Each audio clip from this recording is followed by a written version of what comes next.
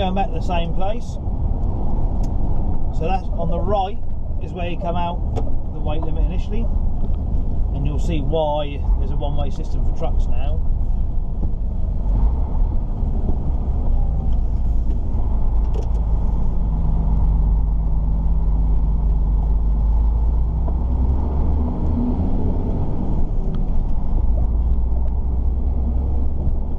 I'm not going to meet another vehicle going through here. And there's always going to be, probably like on this bend, someone will come round. No.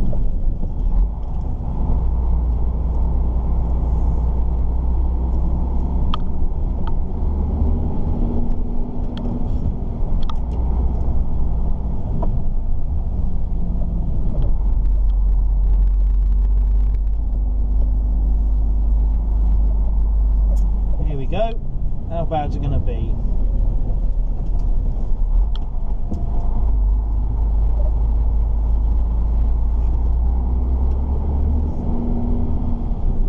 So there's some lovely buildings here, like on the left. Which one is it? This one here is the old pub. It's now shut. Been shut for a long time, unfortunately.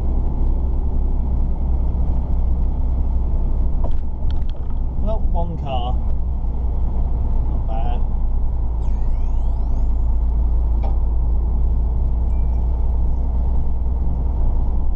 Well, it's quite surprising.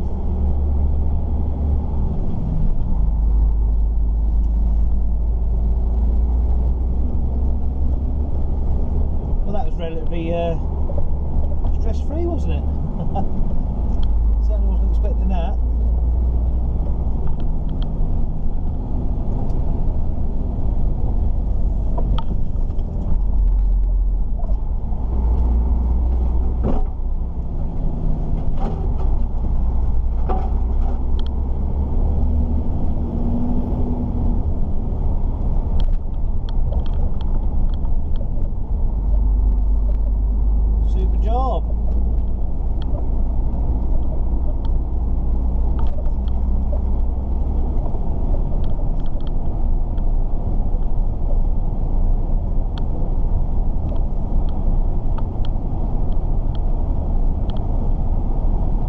So down the bottom of this hill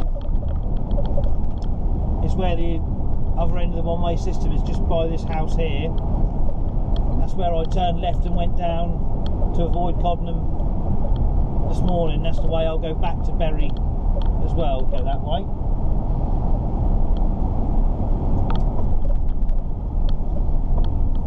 Excuse me, sorry about that.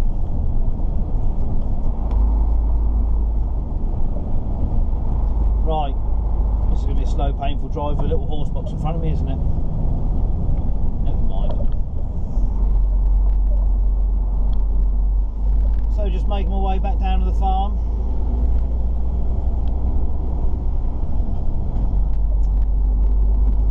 If you live locally around here.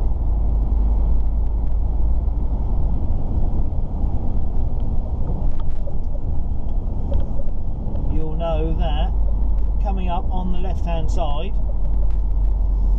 is John Williams' house, not the chap behind the music from Star Wars but the chap behind Maritime Transport, formerly at Russell Davis, I believe.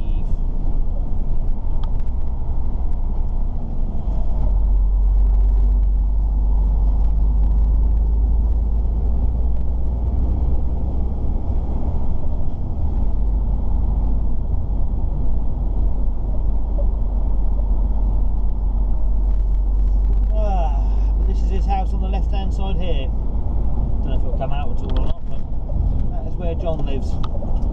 He's a very nice man, apparently.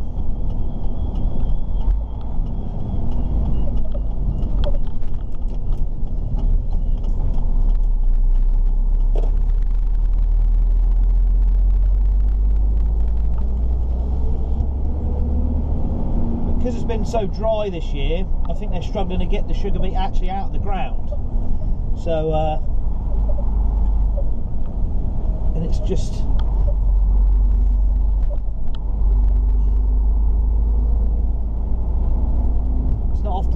pray for rain. Well, I'm not certainly not praying for rain. I want to get out on the bike.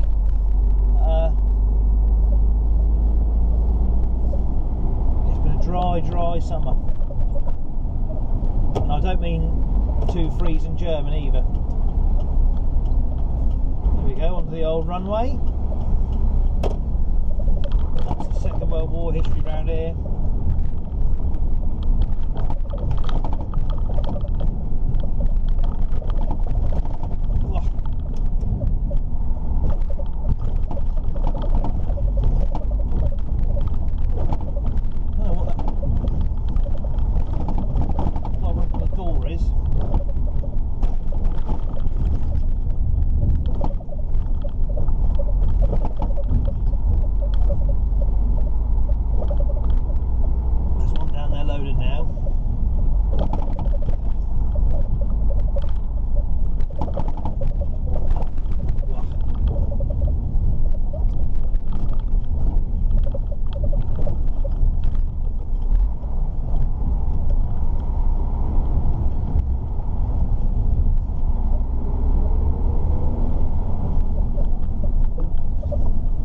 So perhaps I'll be carting out of here all day. There's a fair old heap, so that wouldn't bother me.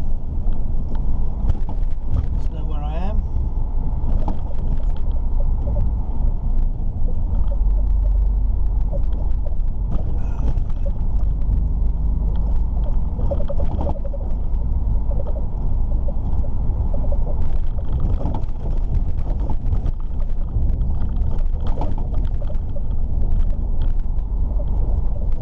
Dusty down here.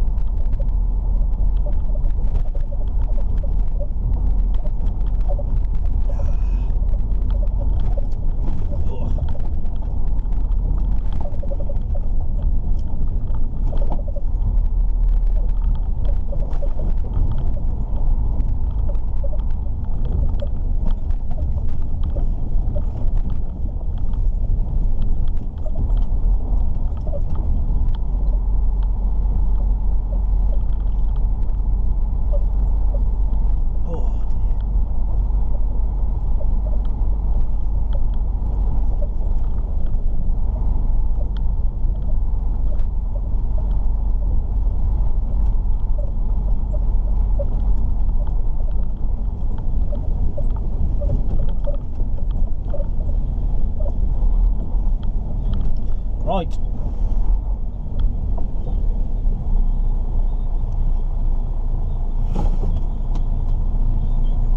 Here we go up the sharp end, look. Comes in off the cleaner loader. Drops on it.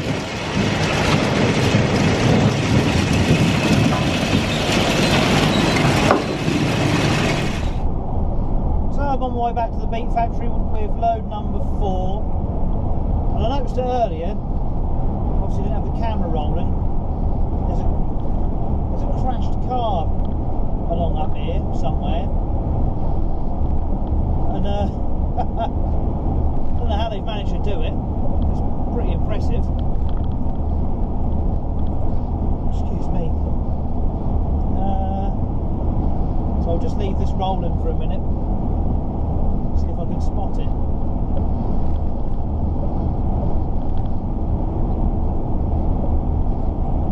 So one day when you look at it and think, how have you done that? I'm sure there's a lay-by.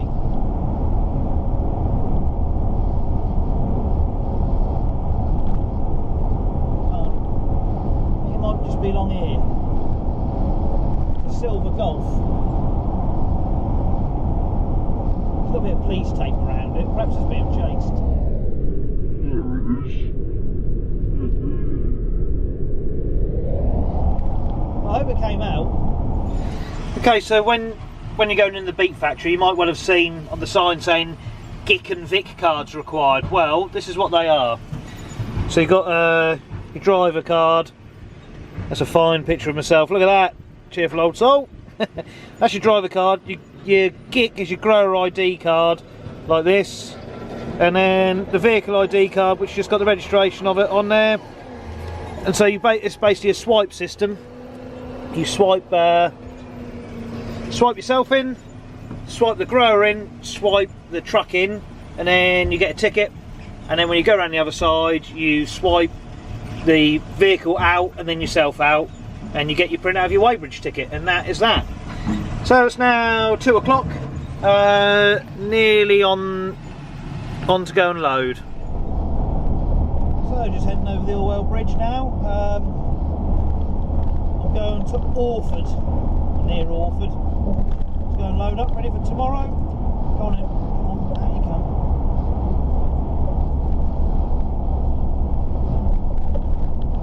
It's not been a bad day at all, really. Let's have one of the Swains. No.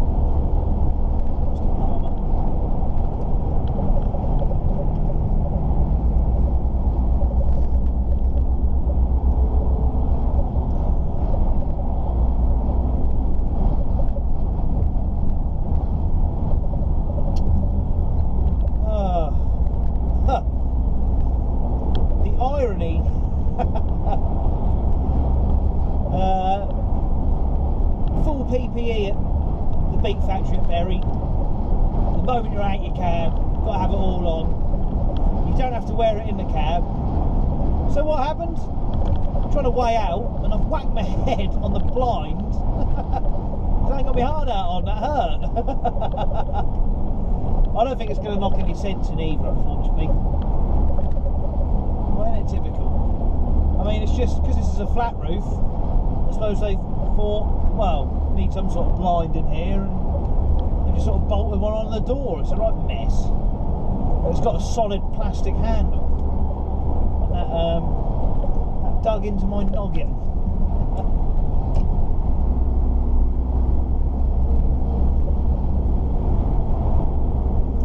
So yeah, one more bit of rural trucking to do.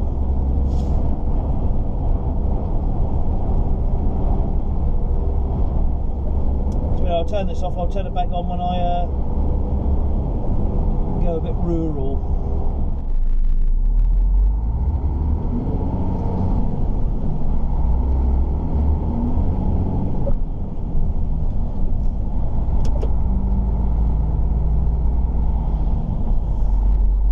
So, coming down through Melton, and for anyone who's not old, but not in their 20s sort of thing, yeah, that makes sense. Anyway, W. Carter Haulage, who before they sold out I think were possibly Britain's biggest independently owned container haulage company, used to be right here on the left. There's nothing left there now, it's all empty,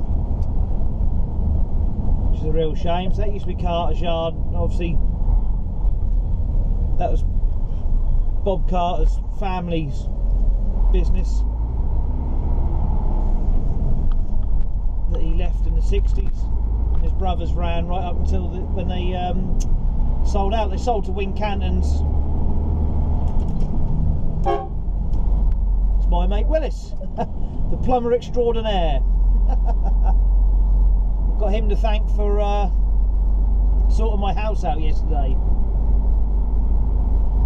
So anyway, so yeah, that was the family business. So that's where the yard used to be, and obviously Bob used to live just round the corner here. We're going to go past the turning for his house. So it's a bit bittersweet coming down here since he passed away. So just celebrate the good times, as you do. So just along here, on the left hand side in a minute, is a pub, and it's now called the Unruly Pig, I think it is. I don't know why it's been renamed. They've probably turned it into some hideous posh place for some reason. That's ruined it, I expect. But it used to be Cherry Tree, Broomswell, and that is where Carter's haulage sort of started from, and the yard was there for a long time until it moved round to Melton there. This is the pub. So this used to be the cherry tree. That's where the cart haulage used to start, or started from, I should say.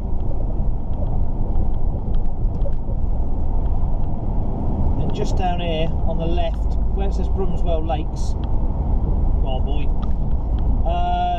that's the road where Bob lived. That motorbike is now going past the junction. It's just before the main junction down there, School Lane I think it is. Yeah, so Bob used to live down there, so yep, I saw him on the last day he was alive. I managed to see him, so that was nice, if that's the right way of saying it. Now we're off towards the Suffolk heathland.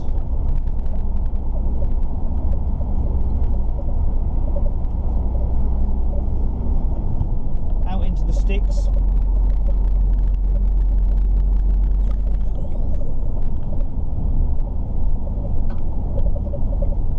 All starts to get a bit smaller again, of course.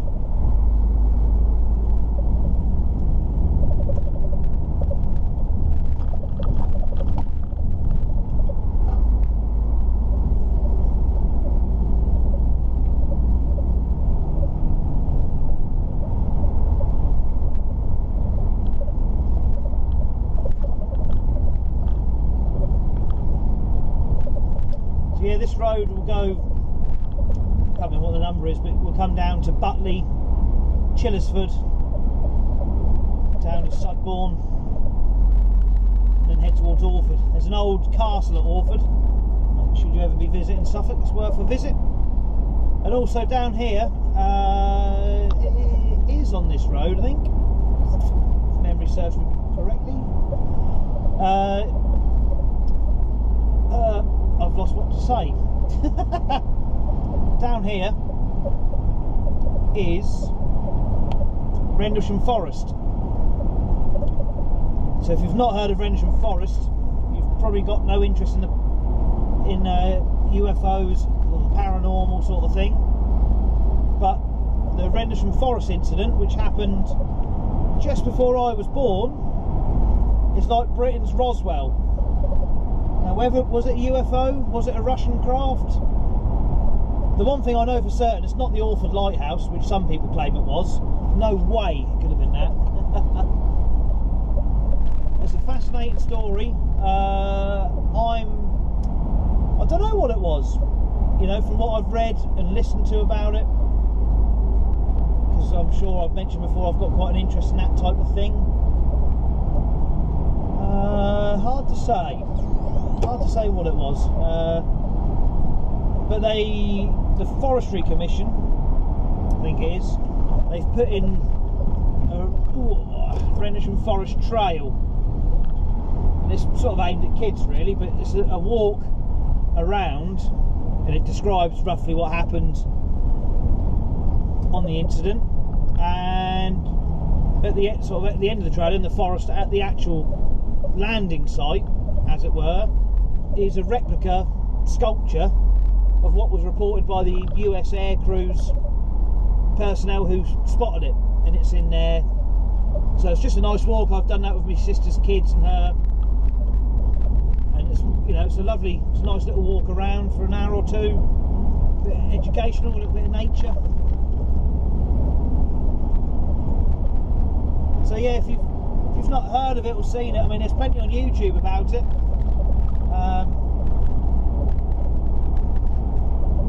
There's one of the Ministry of Defence actually had a chap called Nick Pope, and he was employed at the time by the MOD in that sort of area, to be very basic about it all.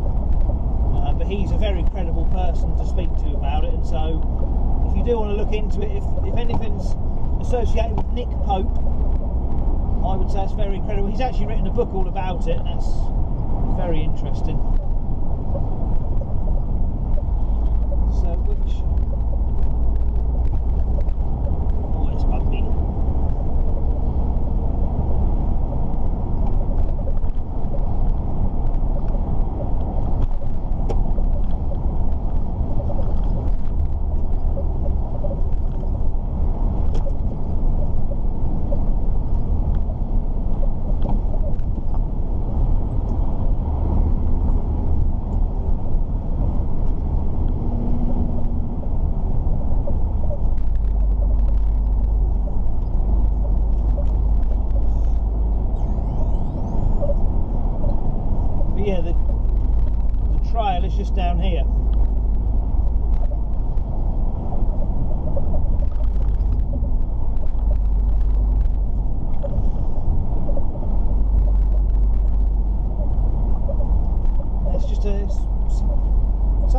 quite amazing what's on your doorstep, history-wise, and things to do. Yeah, if you turn right down there, you can park for free in a parking area. It's just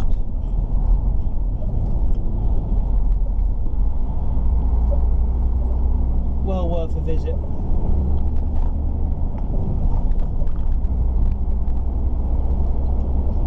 Because the roundabout just outside of Melton there, where Carter's Yard was, where I turn left, you go straight up the hill. Just up the top of the hill, on the right hand side, is Sutton Hoo. And Sutton Hoo is the site of the biggest Anglo-Saxon treasure ever recorded in the UK, I believe. And it's incredible what they found there, and the luck that they had finding it was just amazing. And again, if you've got any interest in history, or even if you haven't, Google Sutton Hoo treasure, and again, if you're ever in Suffolk, get up there and have a look, because they've got replicas of what they found, and just the skill that's gone into making some of this jewellery is just, even modern techniques, they sort of struggle a bit with just how to make it, and how intricate and detailed it is. It's just phenomenal. I mean, this was allegedly the Dark Ages. It couldn't have been the Dark Ages, the skills that these people had. So this is the village of Butley. It's like a driving tour of Suffolk, isn't it? This is the Oyster Pub on the right. I believe it's closed at the moment, which is a real shame. Hopefully it'll reopen again soon. But again, this is such a nice picturesque village. People buy these houses, I mean, maybe not quite so much here, this bit, but people buy the houses and don't live in them. It's just holiday homes, so local people can't afford to buy them because the prices are driven up. People don't live in them, people don't support the pubs and the shops, which then shut, so the few people that do live here have even less to go and do. And it's a real shame. It's like Southwold near where I live. It's like a ghost town in the winter. There's nobody there. It's something like 70%, or something daft like that, if not more, you know, holiday, their second homes.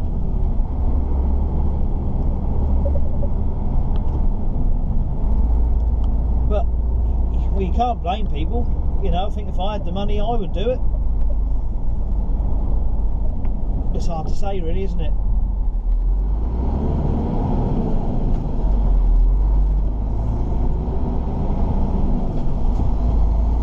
So this is why I had to wait. But I've just had a phone call. The driver I'm waiting for seems to be having a breakdown there.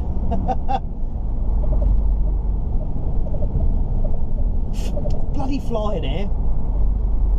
It's such a small cab, he's got even less room to go. Go on, get out. Bloody thing. Go on. You buzzing around. Get lost. So yeah, this is why you need communication. And the problem is, being deepest rural Suffolk, phone signal is, let's just say, somewhat limited.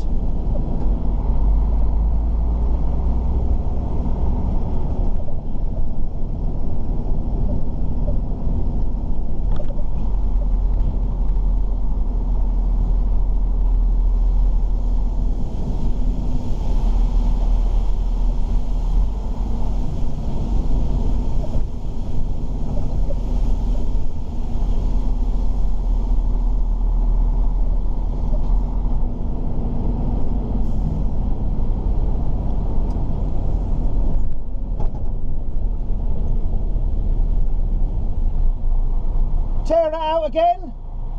Want to go that way? Straight on around the left. Yeah. Do well.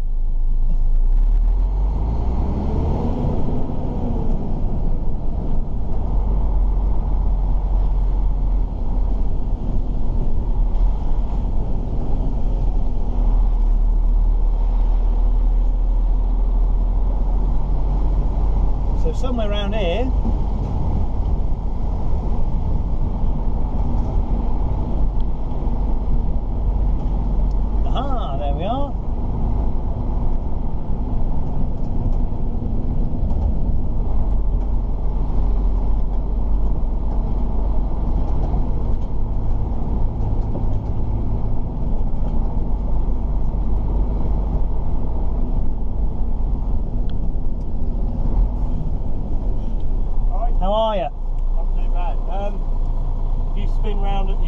Yep. Just turn right and you'll see a field at the back there. Just Spin round, and come back and under. Yeah. Lovely old job. Just keep coming forward until I beat. Alright, spot on.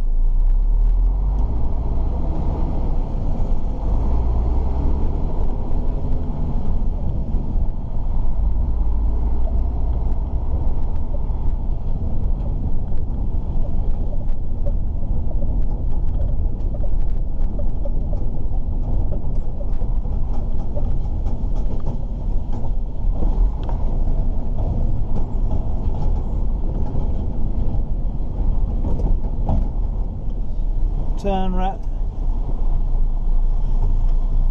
round on here, I guess. I hope. That'll do. Come on, peasants, out the way. Good job the ground's really hard then, isn't it? God.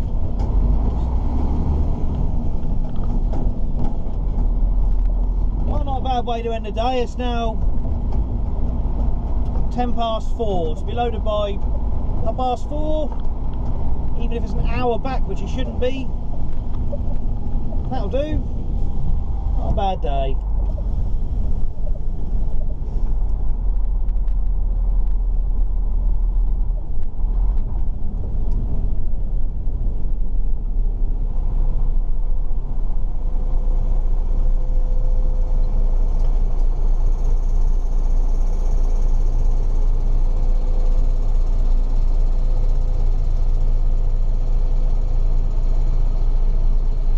This is quite a contraption.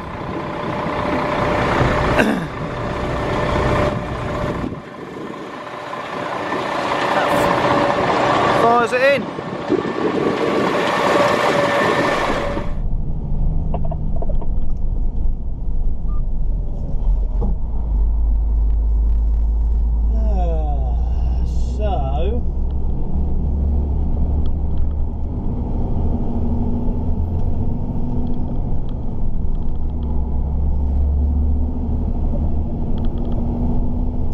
Battery's going in my GoPro because it's down to 1 bar already. Just shouldn't be. I wouldn't have thought. Would have thought a bit more life left in it. It's just like my phone. My phone battery seems quite temperamental.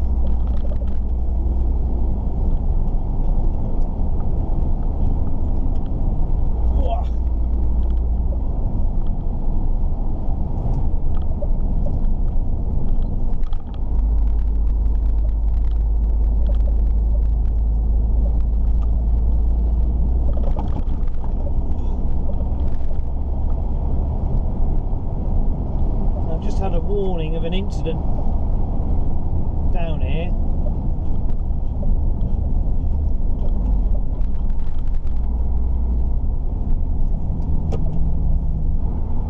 I think it might be just round this corner possibly.